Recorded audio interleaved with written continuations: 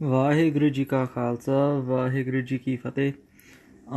Today's topic for discussion will be Ardas.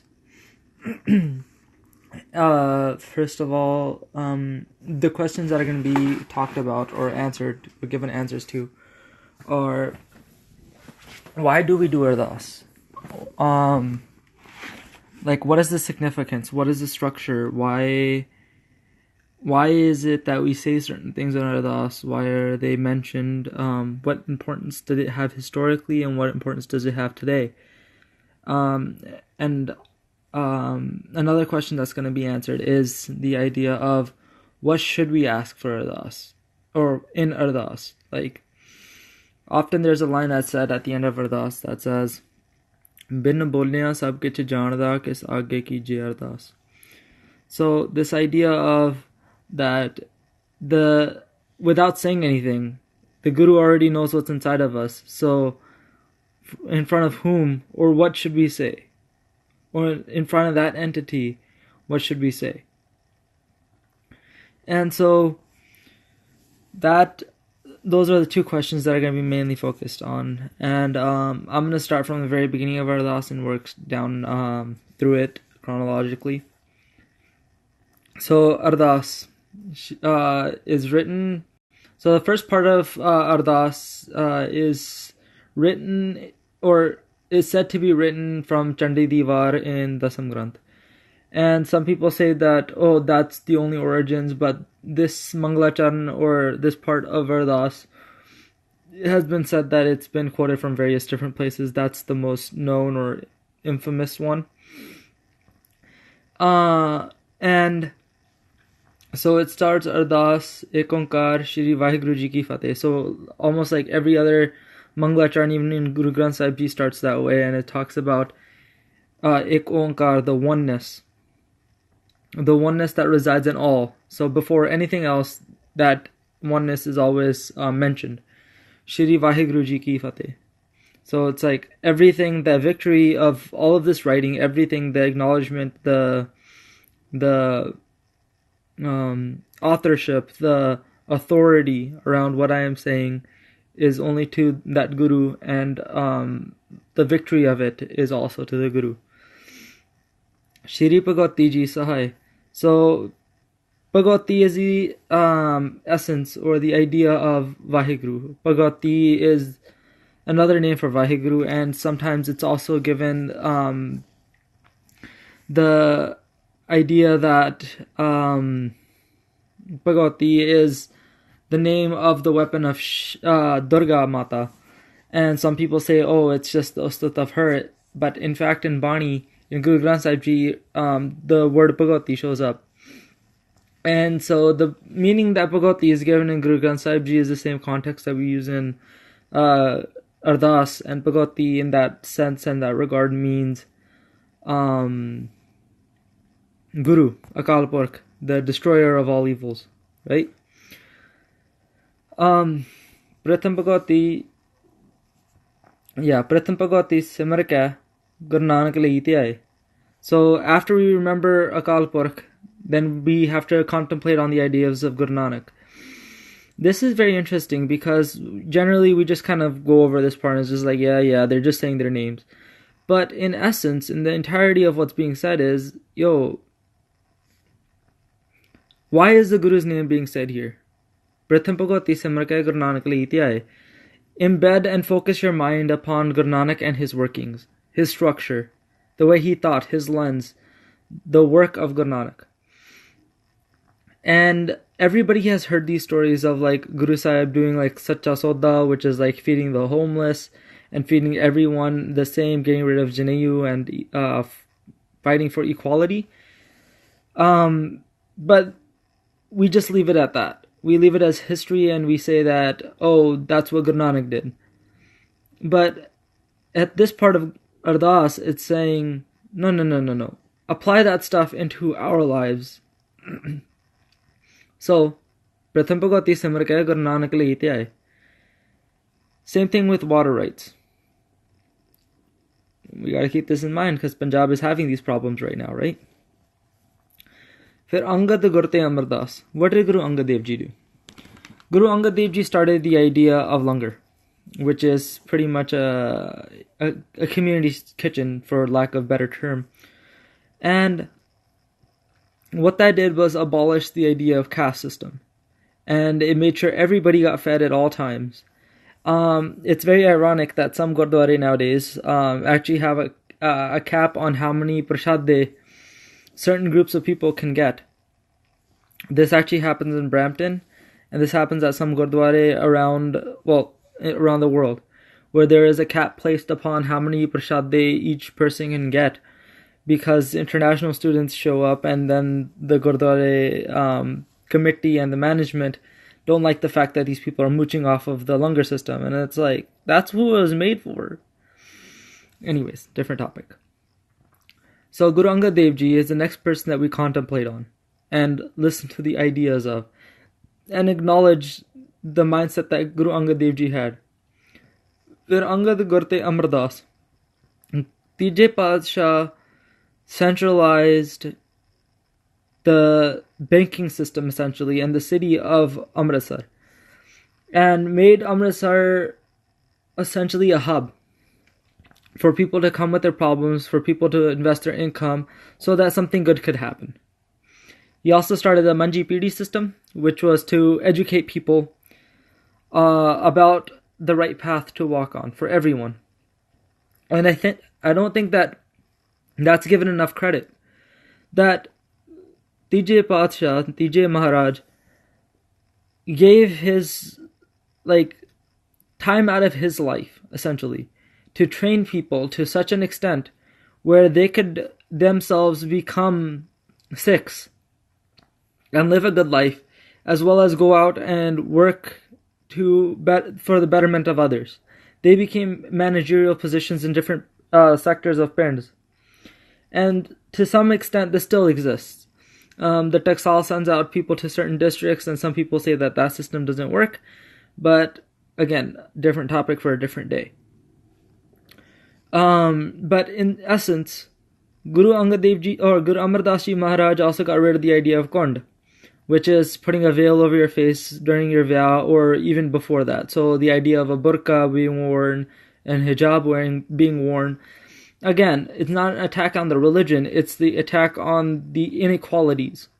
That by wearing these things, you're protecting yourself from evil, but the evil still exists. Regardless of how you dress, people are still going to have those thought processes.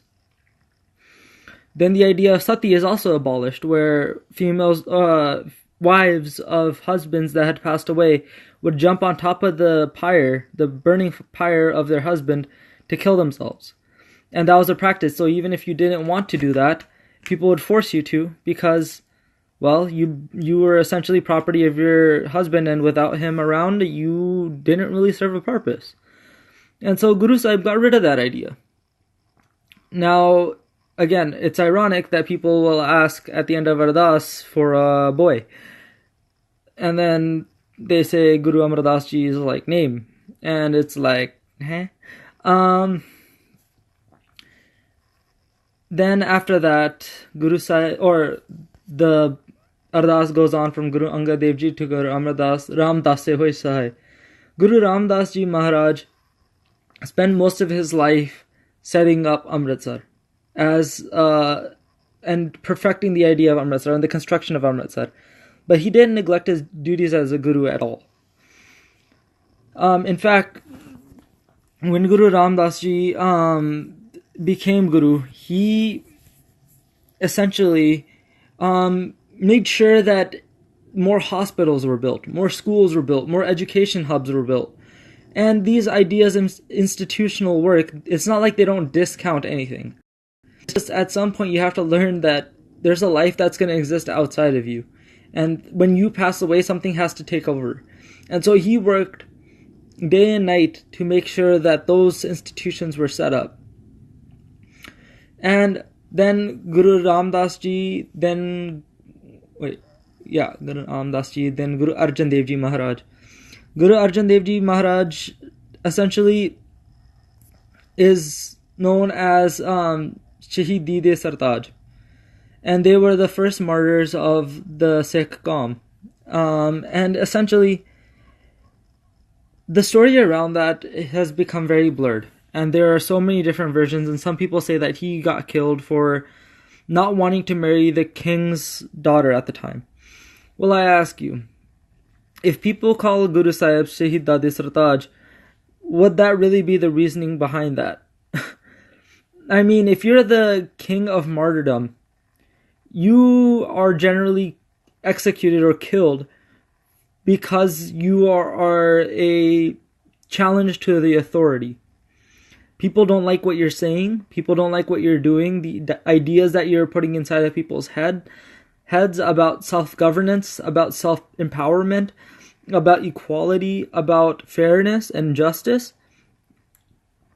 At this point, when Panjim Pasha was around, more people were coming to his darbar to solve issues than going to the actual governance, to the actual people that were in charge.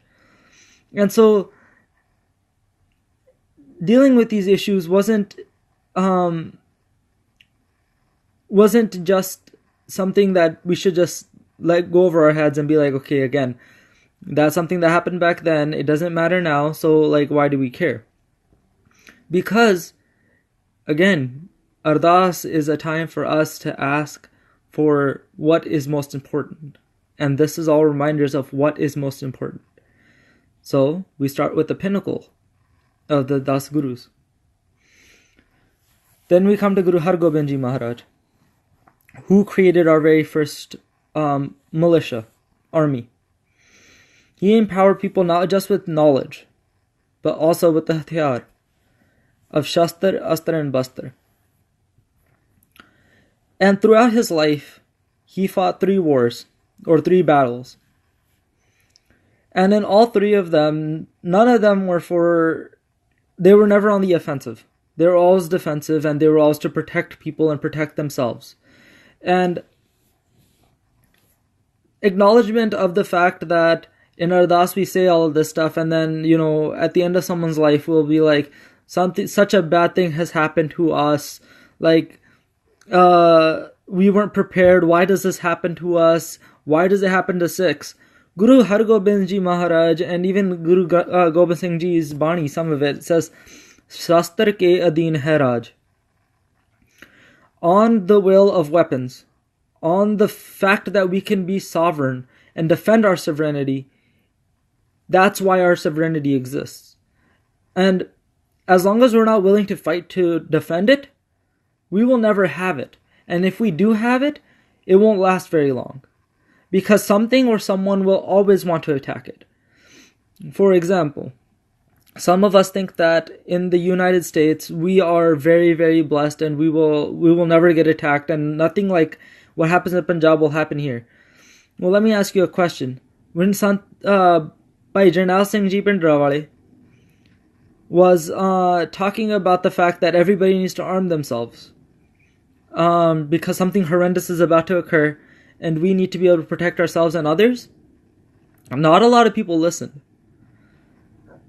Charasi happens, the riots happen, the Sikhs that were able to or trying to protect themselves with weaponry were very few. Their weapons got taken away by the police, and then they got attacked as well. If all Sikhs had listened to what Bhai Jarnail Singh said, or even Guru Har Gobind Ji said at the very beginning, then, no offense, but I don't think the massacres would have been as big as they were. So Guru Har Gobind Ji Maharaj is giving us this power, this sovereignty, to go out and fight for all these things that we're asking for. About, injustice is happening to us. Injustice will always exist as long as you don't say something about it. Then, after Guru Har Gobind Ji Maharaj, then we go to Shri Har Rai Ji Maharaj. And Shri Har Rai Ji Guru Har Rai Ji was infamously known for always having, I believe it was 2,200 Sikhs with him at all times, that were ready to fight. He never had to use that army ever.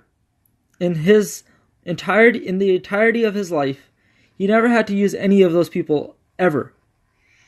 So this idea of first having weaponry, keeping it, then displaying it as a sign, not just a sign of royalty, but as a sign of being able to protect yourself and saying, we're not going to attack you. We're going to carry these weapons with us. But if you come at us and try to take away our willpower and our self-determination and the power of self-determination, then best believe we're going to protect ourselves, essentially. Again, these are things written in Ardas, right? Then after Guru Har Rai Ji comes Guru Har Krishan Ji. Guru Har Krishan Ji was 5 years old when he took Gurgaddi, and he passed away at the age of, I believe, 8 or 9. Correct me if I'm wrong. And Guru Har Krishan Ji Maharaj spent his entire, his 3 years as Guru. First of all, when Guru Har Krishan Ji became Guru, people scrutinized him because he was, again, a child, right? They were like, oh, the Guru gave, Gurgaddi to this child. He must be out of his goddamn mind. Guru must have become cynical. Guru is just trying to smite his older son, Ram Rai. But, actually, let's go back. So when Guru Har Rai Ji gave Gurgaddi, he didn't give it to his older son because his older son went into the court of the governor at the time. And the governor found this line in Bani and got this complaint that, well, he actually asked Guru Har Rai Ji to come to his court because he found out that there's this line in Adi Granth at the time that pretty much went after Musliman. And the line was Mitti Musalman ki Padi Pe Kamyar. It's in Asa Ki War. And essentially what it's talking about is their idea of cremation and how cremation. No, they bury. Yes, burial. So they buried their dead. And essentially what happened was that what Guru Sahib said was yo, when you bury these people, they decompose, right? They're like, okay, yeah, cool. And then it's okay, they become the soil, and then you know how they make bricks, right? You pretty much essentially take a bunch of soil, with minerals in it, you put it into a kiln, and then you bake the crap out of it, and it becomes a brick. That's the very shortest process. I don't know too much about it, but that's the general gist of it. And so he says that when they're getting burnt, aren't the souls of those people getting burnt as well? Regardless of how much, wherever you buried them. So there's also this belief system that based off of where you bury someone, what area you buy, and wherever you bury them, they have a better chance of reaching heaven, essentially, at the time. And so Guru Sahib attacks that belief system of being able to bury yourself and then being able to be saved or having a higher chance of being saved. So essentially fear-mongering. And so he sends Ram Rai, and Ram Rai changes the line to Mitti Behiman ki Pari Pei Kamyar. So the Mitti of the people that are not loyal, that don't believe in God, are the ones that will be punished, the unfaithful. Guru Sahib gets word of this and he excommunicates his own son Ram Rai from the Panth. Nowadays, we aren't even willing to do that to essentially anyone. Because, we have this whole idea of not scrutinizing anyone, right? Who are we to, or who are you to tell me that I can no longer be part of the Panth? Essentially, that's the gist of what we've made it, right? I'm all for the idea of acceptance, and Bani is as well, but when you're harming the Panth, when you're harming the belief system, when you're harming the society around you, I think that that's a good place to draw a line between, who can be part of the movement and who cannot, and who is not. So this idea of taking this power in your own hands and being able to utilize it at all times was given to us by Guru Har Rai Ji. Guru Har Krishan Ji spent his whole life fighting leprosy. He spent his whole life fighting smallpox and disease. And he passes away getting one of these diseases. And so this idea of the Red Cross, what we call quote unquote today, and this idea of Khalsa Aid, that is something we're all supposed to be doing.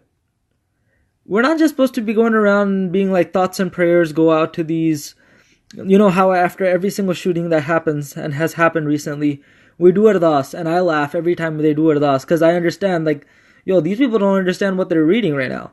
Because nowhere in our history has it ever happened in any part of our Ityas, any part of Bani, that after some big tragedy, we pray about it and we eat pakode and go home. This is the only time that's ever happened in the entirety of our history. Just let that sink in. So, why is that? That's because this Western belief system of like Christianity and like praying and thoughts and prayers, I'm not saying that's where their essence came from, but that's what it's been diluted down to. And it's been watered down to. And that's where we're going right now. We're heading to that same place where thoughts and prayers is all we're doing. And candlelight vigils is all we're doing. True, there's a time for mourning. There's a time for being empathetic and being patient. But that's all we do. How patient are we supposed to be? How uneducated are we supposed to stay? Aren't we supposed to at some point start educating ourselves, gaining the knowledge to start doing something about these issues? Anyways. Then, after Guru Harkrishan Ji Maharaj, Guru Tegh Bahadur Ji comes. Guru Tegh Bahadur Ji Maharaj,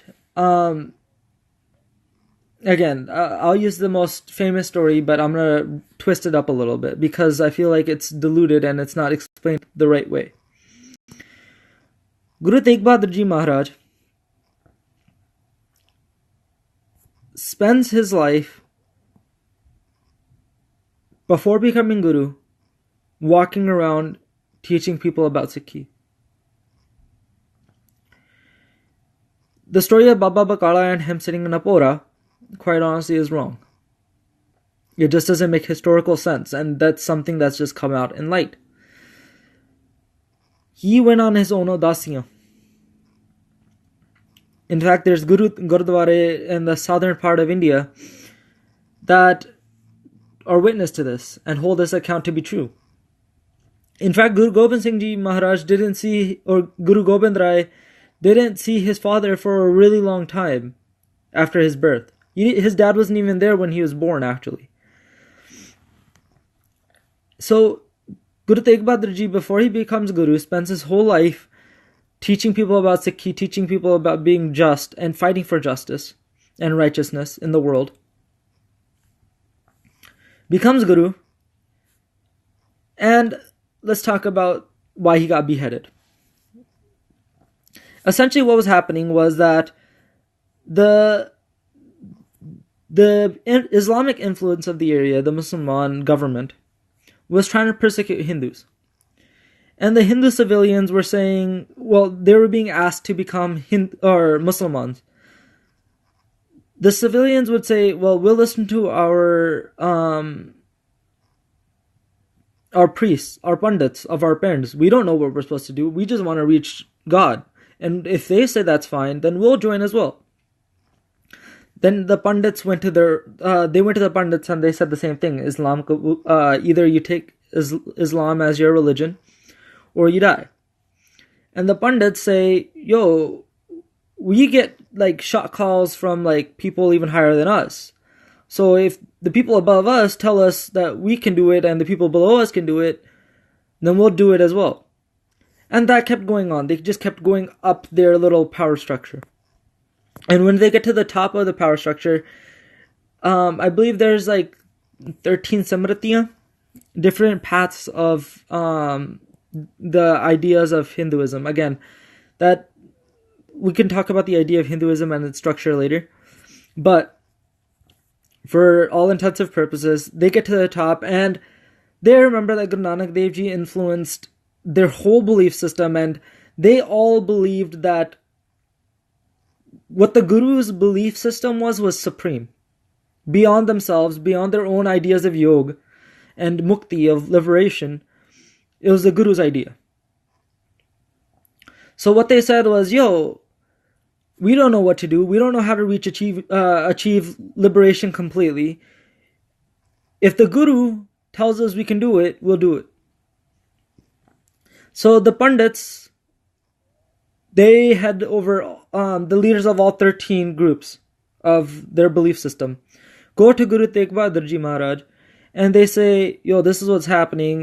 They want us to convert, tell us what to do. Like, we just want to reach liberation and follow the true Dharam. And they're kind of forcing us into it. Like, is it worth dying for? Guru Tegh Bahadur Ji thinks about it for, well, essentially like a few minutes. And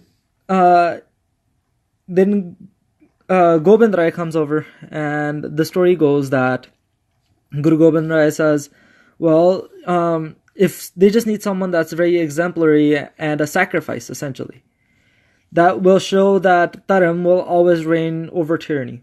The idea of righteousness will always prevail over tyranny. And so Guru Sahib says, well, yeah, but like who is the person that's going to become this martyr? Because every person that was supposed to stand up to this idea of righteousness deflected it to someone else. It's not my job, it's the other guy that's above me and above me and above me. And so it got to Guru Tegh Bahadur Ji, and his son goes, well, there's no one above you, man. Like, you're my father, sahab.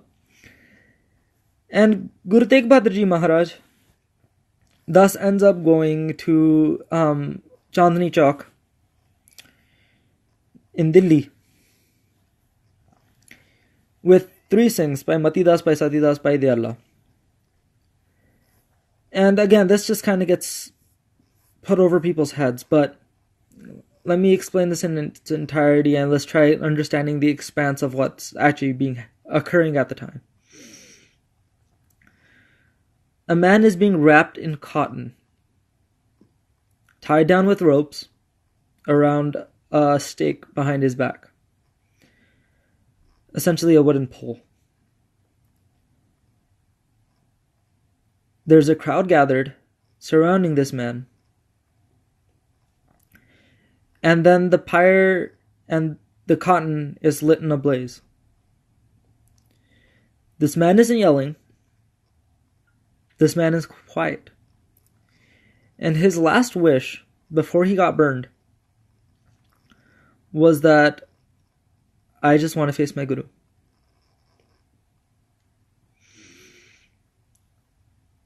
Another man gets tied between 2 wooden posts, essentially 2 wooden fences. His arms tied up over the side with wooden posts. A saw is placed between his head, and his last wish is to face his Guru, because he doesn't want his head falling anywhere else. And they start cutting him in half from his head down. A third man is placed in oil like a pakoda. The oil is blazing hot, boiling hot. Again, this is in India, not here. And it wasn't a night. It was during a hot India day.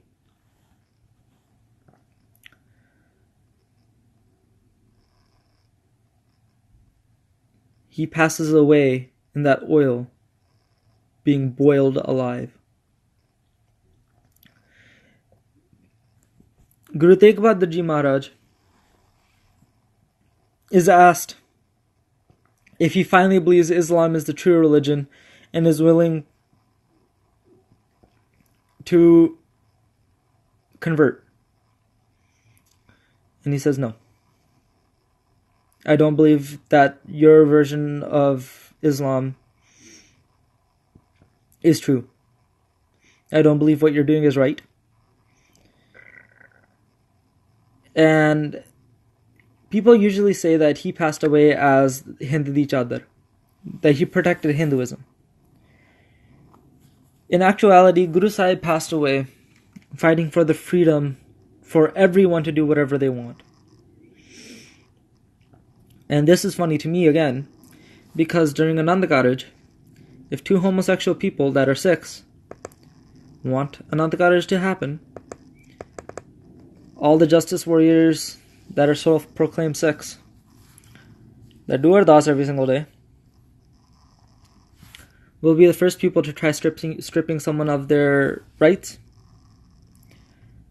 The first people to try to become the bodyguards of the Guru.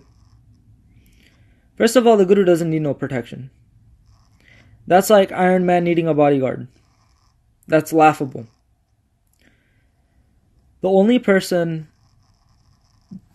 piece of advice you can give someone that you don't believe is going to take anything from that Anandakara ceremony is, yo, I believe you're not going to take anything away from this. If you're going to do the Anandakara ceremony, this is what it means. And this is what you just did. And this is what you're about to partake in. If you don't believe in all of this stuff, if you don't think any of this holds any importance inside of your life, it's okay for you to want to do it. I'm just telling you, you're not going to get anything from it. That's the only piece of advice we can give anybody. Picking up Kripana is not the Sikh way. Protecting Sikhi in that regard doesn't make sense. It just doesn't. Anyways. So, Guru Sahib is Taram di Chadar. Srishti di Chadar. The blanket, the protection of the world. And then Guru Gobind Singh Ji Maharaj gives his entire life. He fought 11 battles. 13 battles. Yeah, 13 battles. 12 of them were against Hindus. Let that sink in. His father gives his life to protect these people that we call the Hind di Chadar. Again, I argue opposite. I say Srishti di Chadar. The scope is much bigger than this narrow-minded idea that we fought for Hindus and that's it. No. We fought for righteousness and we fought for the freedom of people to do whatever they want and exercise whatever they want. Then he ends up going and fighting 12 battles, 12 wars against Hindus, hill kings. And again, I'm talking about Guru Gobind Singh Ji Maharaj. He loses his home. He loses Anandapur. He creates the essence of every Sikh becoming the Guru. Because anybody that's imbued with Bani becomes Guru, essentially, right? Bani, Guru hai Bani, vich Bani Amrit sare. But through Guru Gobind Singh Ji's actions, that was no longer just a metaphor. Anywhere where Panj Pyare got together, not just for Amrit, and not just for show, and not for Vaisakhi, just for walking around, and then after that, Panj Pyare mean nothing. Panj Pyare were imbued with the power of the Guru. And of course, this means Panj Pyare that actually listen to Guru's hukum. So the last person we remember is Dasme Paatshah, Shri Guru Gobind Singh Ji. He gives his entire life and his whole family. He gives up Anandapur. He loses everyone. Spends nights in a forest, sleeping on rocks, using his kamar kassa as his blanket. And he still thanks God. Right, mittar pyare nu hal mrida da kehna. And the entire time, he's talking about the conditions of the world. And saying, oh Akal Purkh, thank you for everything that you've given me. Then, Dasan Paashiyan di Jot Shri Guru Granth Sahib Ji de Paath Darshan Didar da te antar ke Khalsa Ji bolo ji Vaheguru. The embodiment of the principles of all 10 Gurus, Vaheguru, is Guru Granth Sahib Ji Maharaj, in front of whom we all matha take every single, well, mostly Sundays, but every single time we get darshan.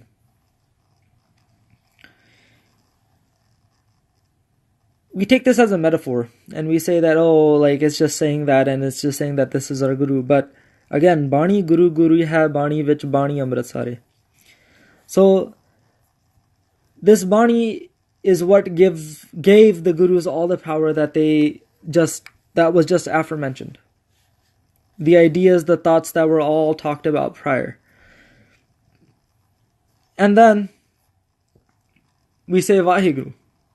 That's the idea of this realization, this ecstasy that hits us. It's like when you climb the top of like some Mount Rainier and you look down and you're like, wow. That's the feeling that's supposed to hit every single Sikh. When you have that realization of Dasan Paashahiyan di jo Shri Guru Granth Sahib Ji de Paath darshan di daat date antar ki. With holding all of that in your mind, what other words can possibly come to your mind except for Vaheguru? Panja Pyaryan. So the Panj Pyare, the original Panj Pyare. So during Vaisakhi Day, since we're in the spirit of Vaisakhi, let's talk about this. On Vaisakhi Day, tens of thousands of people, hundreds of thousands of people gathered at Anandpur Sahib, in front of Keskar Sahib. Guru Sahib comes out with a naked talwar, and at the time it's called a talwar. And he says, Meri talwar khoon di pyasi hai. This is how the story goes. If you have hundreds of thousands of people, self-proclaimed Sikhs, again, we pride ourselves on the 30 million that exist today, same thing back then. We prided ourselves on this idea of, oh, we have 100,000 Sikhs getting together. 100,000 Sikhs get together on Vaisakhi Day to celebrate their culture, essentially, right? Because it was a harvest festival. So same news headline would exist today that it did back then. Guru Gobind Singh Ji comes out and he pulls out this talwar that's shining and he says, I need 5 heads. Well, actually, I need a head. He doesn't ask for more. He just says, I need 1 head. Out of 100,000 people, no one raises their hand. No one says anything. It's kind of shameful that the Guru has to ask him twice. Guru Sahib yells out again, I need a head. My kirpan is thirsty for blood. Again, this is how the story goes. The first person that shows up is by Daya Singh. Or at the time, I don't remember his real name. Out of the Panj Pyare that came in front of Guru Sahib at the time, only one of them was from Punjab. We have this misconception that, Punjabi and Sikhi are interrelated. There's only 2 things that Sikhi and Punjabi share. Origin of Punjab, the physical location, and the Gurmukhi script, which, again, was kind of hijacked from Sikhs, because, before that, Urdu was technically the official language of Punjab. Technically. Punjabi still existed, but it was a trader language, so it just kind of formed. And so, Gurmukhi actually Gurbani doesn't use any words from Punjabi. It uses words from Urdu, it uses words from Sanskrit, it uses Bridge, and all these other languages. So this misconception that Punjabi and somehow Gurbani are interconnected doesn't really make sense, because Punjabi is a cut-up language of all those other languages that I just mentioned. And so it just happens that there are certain words that show up in Bani that are used in our everyday language, because, again, it's just from different languages. They have different origins, and we just kind of call it Punjabi now. That's our dialect. Panja Pyaryan, Johan Sahibzadiyan. Johan Sahibzadiyan, that line kind of makes me laugh for another reason, because it just shows us all the hypocrisy that exists in our Panth right now. Regardless of our age should never matter. In a discussion, in a political event, or in anywhere else in our lives. regardless if you're a male, female, or other, whatever you'd like to call yourself. Should never matter. Because when we say Fateh, after that, me and you don't exist. All that exists is the topic that we're talking about and the merit that our argument has, not us. There's a separation between my ego and what is right. That shall always exist, regardless of if we want to acknowledge it or not. Jahan Sahibzadiyan, there is never a young age to give your life for what you believe in. Doesn't exist. 40 Mukteyan. The 40 Mukte turned their backs to Guru Gobind Singh Ji because they were sieged in. They had no food. Guru Sahib hadn't paid them in months. Months. They turned their back to their Guru. Write him a letter saying that from this day forward, because Guru Sahib says, okay, if you guys want to leave, I want you guys to write me one letter each. I am no longer your Guru and you are no longer my Sikhs. And then they just had to sign the bottoms of that and hand it to the Guru. Guru Sahib folds them up, keeps them in his own, with himself. And then these 40 Singhs leave. And again, of course, they had to fight their way out. And they snuck out. Let's just call it that, okay? They get to their parents and everybody's hating them, obviously, because they're like, whoa, like... They get to their house and their wives give them the most shit. This is a part of the story that's given very, very little emphasis.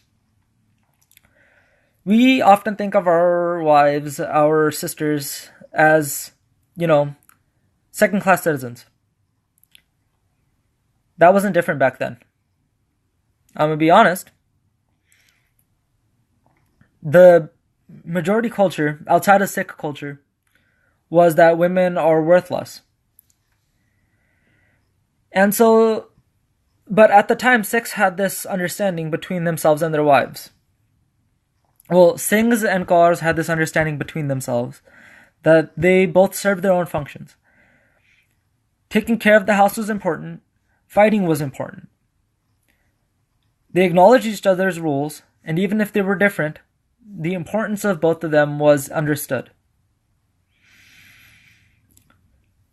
And so, they get to their houses, and there's this woman. We know her as Mai Pagu, or Mata Pagar. Pagar. Her husband comes home, and she sees him, and she's like astonished, and she's like, oh my god, Guru Sahib got out of there. Like, everything's good? And he kind of just bows his head, and he's just like, sort of? Maybe? I don't know. And then she's like, what the hell you mean, maybe? And he says, well, we kind of left and we wrote him this letter. And he tells her the story of like how these 40 Singhs left and how they wrote him a letter. And then she tears them a new one. Agreed. Asif Singh, agreed. But we can talk about the history of the formation of Ardas, and that's, again, Ardas wasn't amended once. These things, as they happened, were added to our history. So Mata Pagar, shows up, and she says, essentially, take these glass bangles in my arms, put them on, make roti, and we women are going to go fight for our Guru. If you're not going to do it, that's up to you. But don't call yourself a man of the Guru and then do some shit like this. Essentially. Again, this isn't Ardas. I'm not making this stuff up. And you want to look up your history, go ahead. It's your history. It's all of our history. And by all of our history, I don't mean just Punjabis. I mean Sikhs. And by Sikhs, I mean literally anybody. It's all of our inherent history. He starts, so they head back. They go and fight for Guru Sahib. All 40 of them become shaheed. Their leader, or one of them, is barely alive, taking his last breaths. Guru Sahib is walking around trying to comfort any Sikhs that are still alive and trying to help get them medical care. Finds this Singh that's deeply wounded on the battlefield, takes his head, puts it on his lap, and he says, "You guys fought bravely. You guys didn't owe me anything. Tell me what I can do for you." Like, do you want me to help you guys take care of your family? Whatever, you name it. And he says, the only thing that I want, and I think I speak for all of us, is for you to take those letters out of your possession and rip them. Guru Sahib smiles, takes out the letters, rips them up, and this man passes away in peace. Again, this is written in Ardas. 40 mukte, hattiyan, jappiyan, tappiyan, jinna naam jappiya. The people that had to go through all of this, the ones that remembered the Guru throughout all of this, and then imbued themselves with the personality of their Guru. Remember them all. Deg chalai, made food for others, made food for themselves. Teg wahi, fought for the rights of others and themselves. Dekh ke andar kita, they saw it, they perceived it, what was going on, and they responded accordingly. Again, these things still apply to us today. We just don't contemplate them. We don't think about them when our ardas is being done. We stand there and we're like, yo, I hope that the Kada Prasad is good. And I wonder if there's Shahi Paneer in the langar today, because your boy's starving. Tina pyariyan sachiariyan di kamai da dhyan tarke khalsa ji bolo ji waheguru. Thinking about all of those merits, all of those things and shaheeds and the qars, contemplate all of their losses, their points of view. And what's the only word that comes to mind?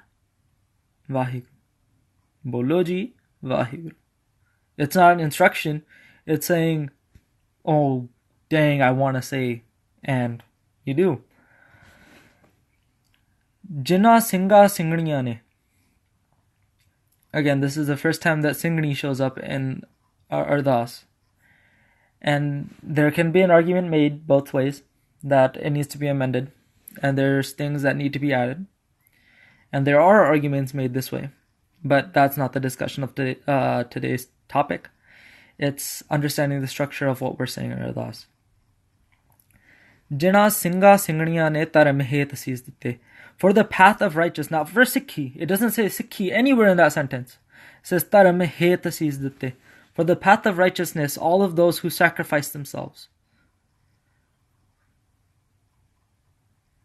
Banda Banda Kataye. Banda Banda Kataye is for Bhai Taru Singh ji. Bhai Taru Singh was like a small town kid, small village kid. Spent his whole life before he became Shaheed helping those around him. The story actually goes that when he was taken away for helping Sikhs that were living in the jungles, everybody in the end cried because they said our brother just got taken away. Our son just got taken away. That was the importance of a Sikh back then. Those that didn't originally think of you as family started to think of you that way. And the second that you went missing, they got very concerned. Bhai Taru Singh ji was brought in front of the governance at the time for feeding a rebellion. essentially. And in today's words, it would be aiding and abetting, essentially. And I'm not saying go out and aid and abet some robber or thief. This was for the fight of righteousness, right? Sikhs were living in jungles that were trying to, again, everybody had their function. And no function was held lower than another. He took whatever food they had left every single night, or every single week, or every single month, whenever Sikhs were around in the jungles nearby. He would take all that food, make it, deliver it with his own hands to Singhs, make sure that they had medical supplies, and then come home. And then the next day, not only did his job as a son, tilling the mill or tilling the fields, and taking care of his household duties, he spent his days helping all that were around him, regardless of how they acted against him, because even the person that turned him in was a member of his own village. This is just our history. Well, no, actually, Band Kataye. Wow, that's Khopri Alahiya. I'm sorry. Band Kataye was by Mani Singh ji. By Mani Singh, the story about Bhai Mani Singh is very, very disconcerting to most of us. Essentially, he calls this meeting called Sarbat Khalsa.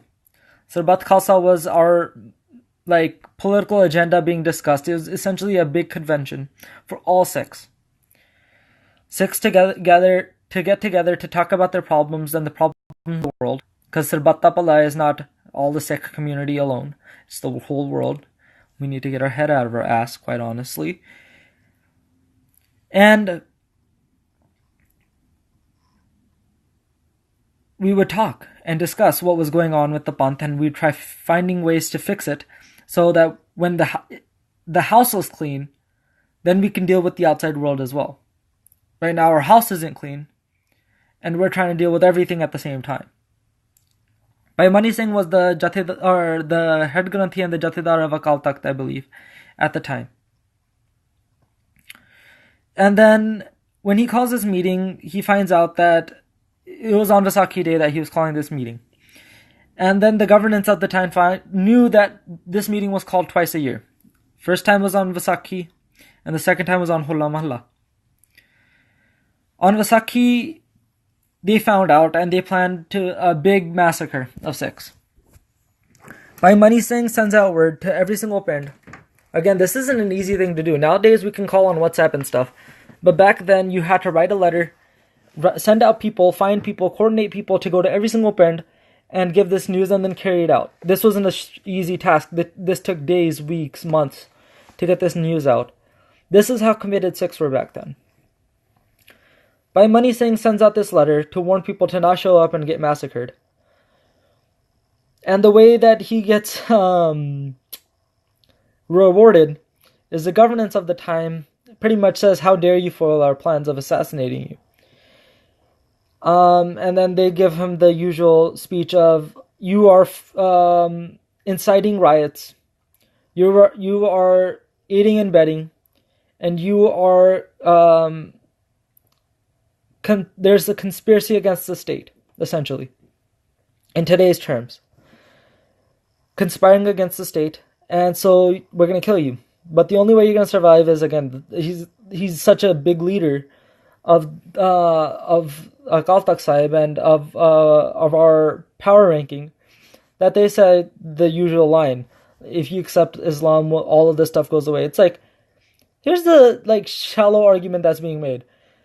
You committed a crime, but if you accept Islam as your religion, you didn't commit the crime. Anyways. He says, hell no. You guys are out your goddamn mind. Then Bhai Mani Singh is given a punishment of being cut limb by limb, piece by piece. Band Kataye is kind of like joint by joint. That's the rough translation. And then the story goes that when they were about to execute the order, the guy tried cutting him from his wrist. This takes a lot of guts. And again, I was about to make the same mistake that's usually made. Just think about this. Person's about to kill you, starting to cut your hand off, and you got the guts to be like, no. You ain't listening to your orders, fam. Start from my thumb. Start from this part of my thumb, right here. That little joint right there, that's the first joint. You ain't listening to your leader. You ain't listening to your boss. You said, you're going to do a job. I don't care if you think it's unjust. You were given a job. You can choose not to do it, or you have to do it completely. So Guru Sahib Singhs held others to that same standard, regardless of if they agreed with what they were doing. Think of that. The guy's about to cut your hand off, and you tell them that they're doing their job wrong and they need to start from a different place. That ain't no easy task. Band kataye, khopadiyan lahaiyan. That's by Taru Singh, that I just mentioned before. My bad. Charkhdiyan te chade. This is the story of Bhai Mehtab Singh, Bhai Shahbaz Singh and Bhai Mehtab Singh, I believe. And the way that they were pretty much killed was that they were put in between two pinwheels. And two pinwheels are like, you know those wells that like pick up water, they throw water? It was like that, except one of them was flat. Or actually both of them were flat. And they were pretty much ran between them and crushed their bones. So their skull was crushed, their chest was crushed, their limbs were crushed, their legs were crushed.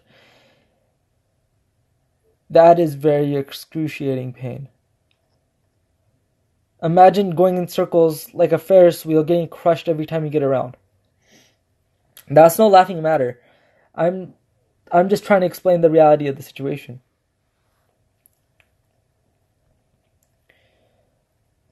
Charkhdiyan te chade, Arya naal charaige. Arya naal charaige is about the three Singhs that went with Guru Tegh Bahadur Ji. And again, the story of him wanting to face his Guru, because he never wants his head to face down or his back to be put against his Guru. That was his last will. Band kataye, khopadiyan lahaiyan, charkhdiyan te chade, Arya naal charaige, Gurdwareyan di seva lai qurbaniyan kitiyan. Gurdware isn't the ones that we talk about today. It's not a place of worship. Gurdwara were a place for everybody to get together and have a conversation about any topic, almost. Essentially, almost any topic was discussed at a Gurdwara. And a Gurdwara is a gateway to get to the Guru. It's a gateway to the path. Like, right? If you want to start walking on a path, you have to go through a gate. If you want to get into a house, you go through a gate. Or you get through a door. The term Gurukar is not proper. Gurukar means that this is the house of God. That's wrong. Because our belief says that Guru is everywhere. In every little thing, Guru exists. So by saying Gurukar, we're actually... It's wrong. It's fundamentally wrong to call it a Gurukar. So we were fighting for not just like the Gurdwara because it's the Gurdwara. It was because of what the Gurdwara stood for. Gurdwara di seva li qurbaniyan kitiyan. For the seva of the Gurdwara, the jobs of the Gurdwara, they gave their lives. Dharam nahi haraya. They never lost their idea of righteousness. Regardless of what happened in the world, usually we have this tendency as well. Is this, other people act like this, so why do we need to act better? Because we hold ourselves to a certain standard. Dharam is no one else's job, it's our job. And it's like, tu theka liya? It's like, of course I did, that's why I took Amrit. And, Dharam nahi haraya, sikhi ke saswasana dabai. This is where I'll continue from next time. My time's about to run out. Please let me know if you have any questions, concerns, critiques about how I'm handling this or talking about it. But Vaheguru Ji Ka Khalsa, Vaheguru Ji Ki Fateh.